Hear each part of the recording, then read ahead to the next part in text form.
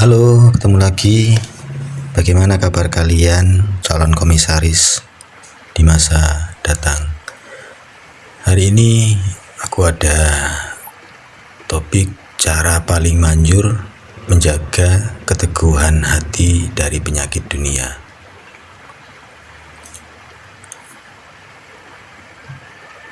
Selamat datang di ruang refleksi kita hari ini. Pernahkah Anda merasa mengapa hati ini begitu mudah berubah? Pagi hari kita merasa begitu yakin dan bersemangat dalam ibadah. Namun sore harinya fokus kita lari ke arah harta, kedudukan, atau kekhawatiran yang tidak berujung. Mengapa hati kita seringkali terasa berat untuk sujud, namun begitu ringan untuk mengejar kesenangan dunia yang sementara?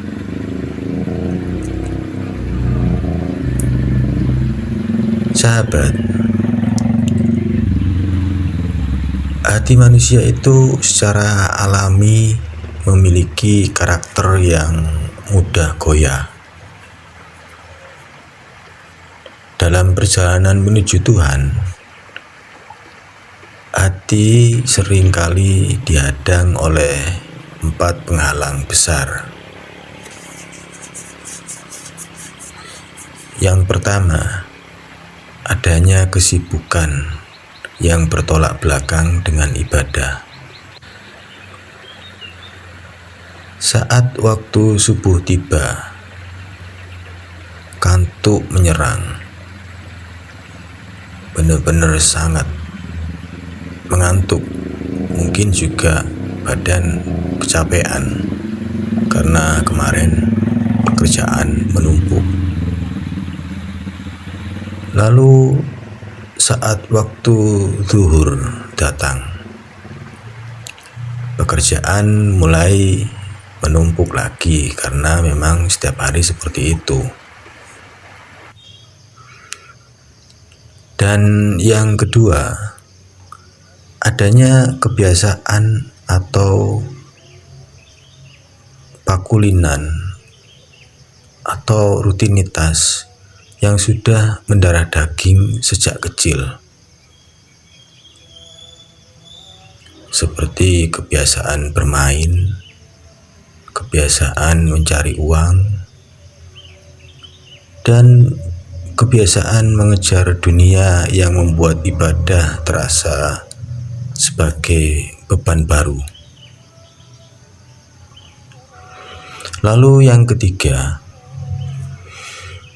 tunduknya hati pada hawa nafsu yang selalu mengajak pada kenyamanan. Kemudian yang keempat,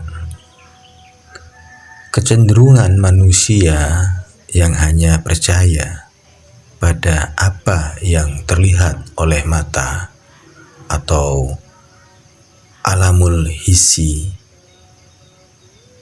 Kita sulit mengejar pahala karena pahala tidak terlihat, sementara uang dan pujian manusia tampak begitu nyata di depan mata.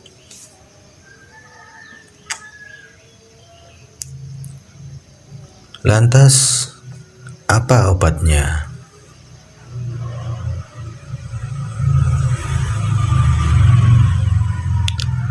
Bagaimana cara agar hati yang sakit ini, yang dimaksud sakit dalam arti tidak berfungsi untuk berzikir,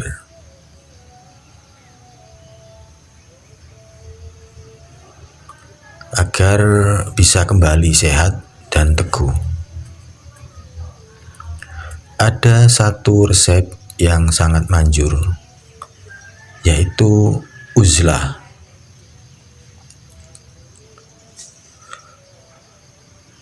Secara sederhana, uzlah bukan berarti kita harus lari ke dalam goa dan meninggalkan dunia sepenuhnya. Uzlah adalah upaya melepaskan keterikatan hati agar tidak terseret oleh arus dunia. Jika badan kita yang diam di rumah tanpa berkumpul dengan orang banyak untuk tujuan ibadah, itu disebut kholwat.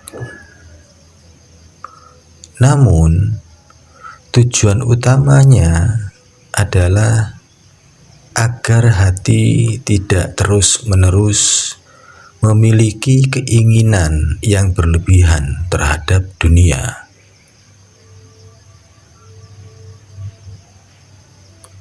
Mengapa uzlah atau menjauhkan diri sejenak dari kebisingan dunia itu penting?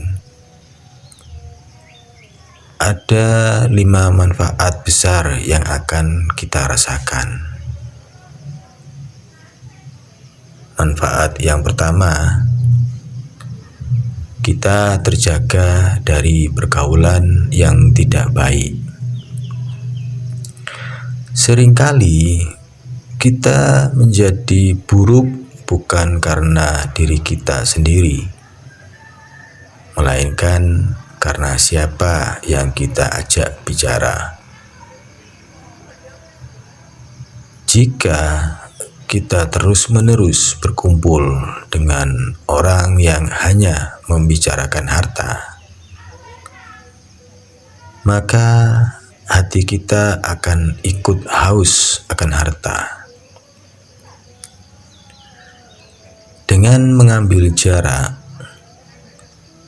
kita bisa memilih siapa yang benar-benar membawa kita ingat kepada Tuhan.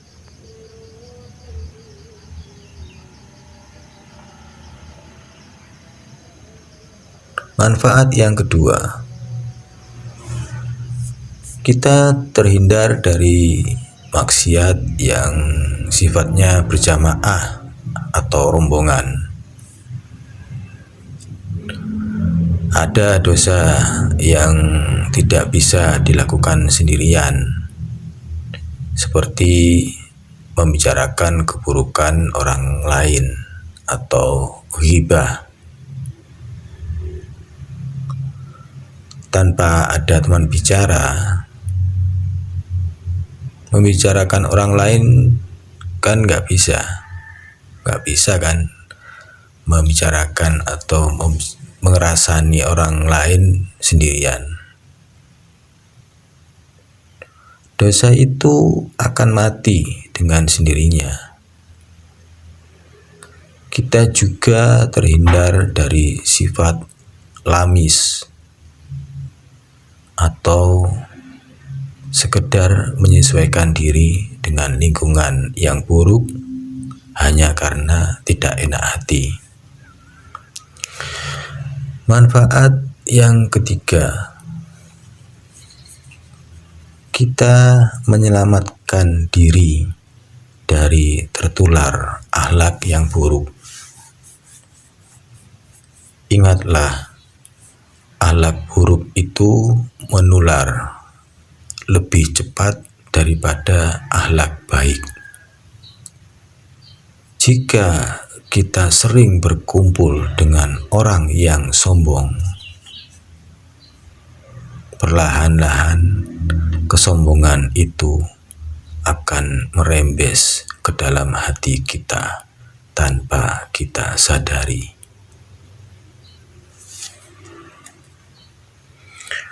Kemudian manfaat yang keempat, kita terhindar dari perdebatan yang sia-sia.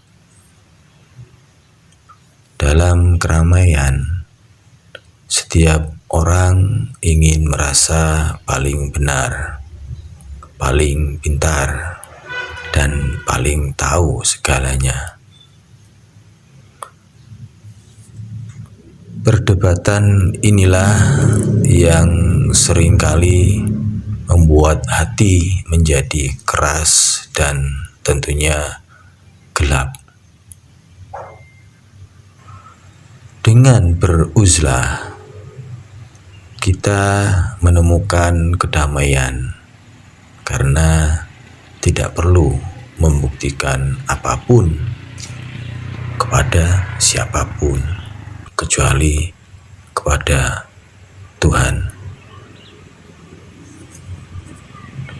Manfaat yang kelima,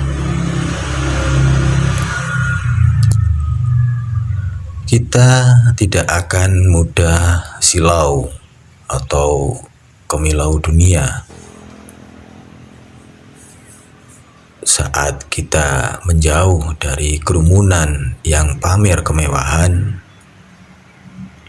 Kita akan merasa cukup dengan apa yang kita miliki.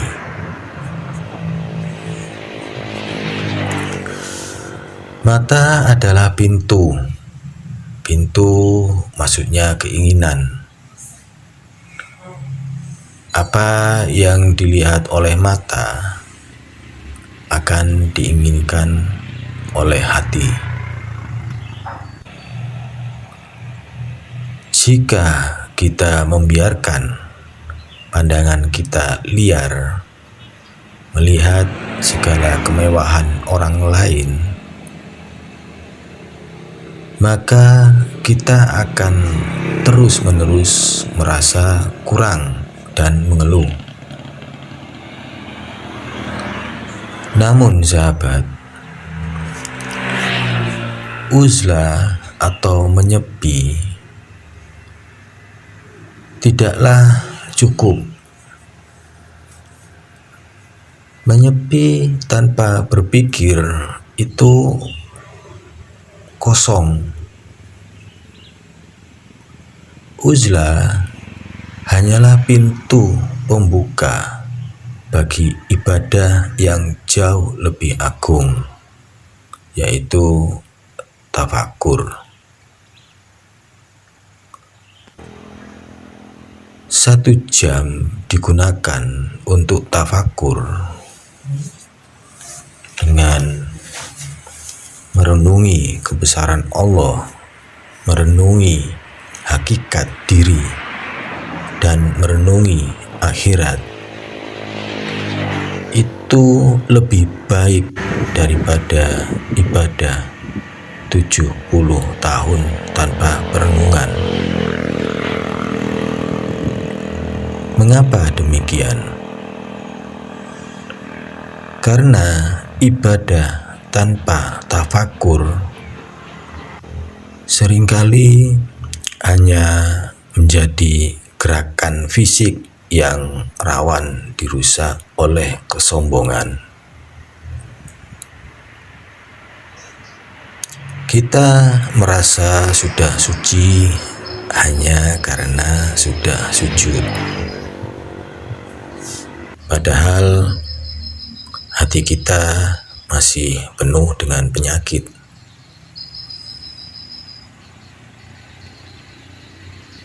Melalui tafakur, kita mulai menyadari hakikat segala sesuatu. Kita mulai berpikir jernih. Mengapa aku begitu bangga dengan mobil bagus? Bukankah yang dipuji orang adalah mobilnya, bukan diriku? Mengapa aku begitu gila dengan jabatan? Bukankah jabatan itu akan hilang saat aku mati? Bahkan kita mulai menyadari bahwa menabung uang secara berlebihan di bank tanpa digunakan untuk kebaikan adalah sebuah keanehan. Kita yang bekerja keras, memeras keringat, tapi kita justru membiarkan uang itu diam, tidak memberi manfaat untuk bekal kita setelah mati.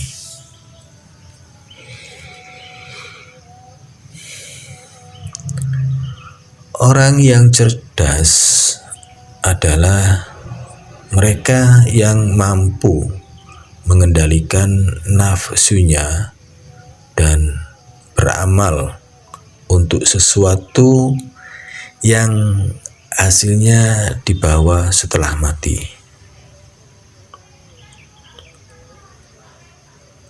Kita sering tertipu oleh waktu. Masa lalu sudah tidak ada. Masa depan belum tentu datang. Dan masa sekarang pun terus berjalan menuju habis. Dunia ini hanyalah tempat persinggahan yang penuh tipu daya. Maka marilah kita mulai memberi waktu bagi hati kita untuk bernafas. Ambillah waktu sejenak untuk menjauh dari kebisingan media sosial, menjauh dari perdebatan yang tidak perlu, dan mulailah duduk dalam diam. Gunakan akal untuk melihat betapa kecilnya dunia ini dan betapa besarnya kekuasaan Allah Subhanahu wa Ta'ala.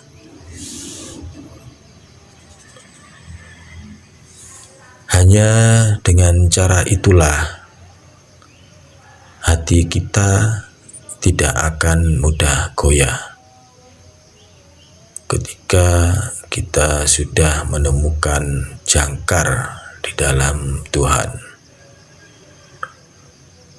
Maka badai dunia seperti apapun tidak akan mampu menyeret kita. Hati yang teguh adalah hati yang selalu merasa diawasi oleh Tuhan,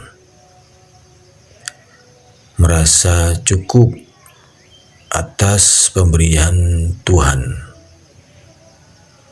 dan selalu rindu untuk kembali kepada Tuhan. Semoga kita termasuk orang-orang yang diberikan kekuatan untuk menjaga hati, dijauhkan dari penyakit dunia, dan selalu dibimbing untuk terus bertafakur hingga akhir hayat kita.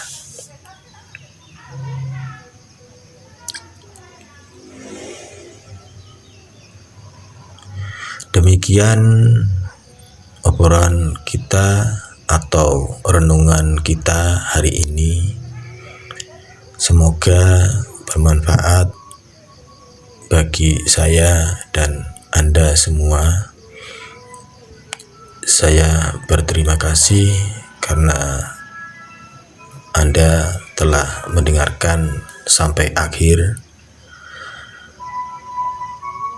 dan saya minta tolong sebarkan ke satu teman saja, teman Anda yang mungkin membutuhkan obrolan ini.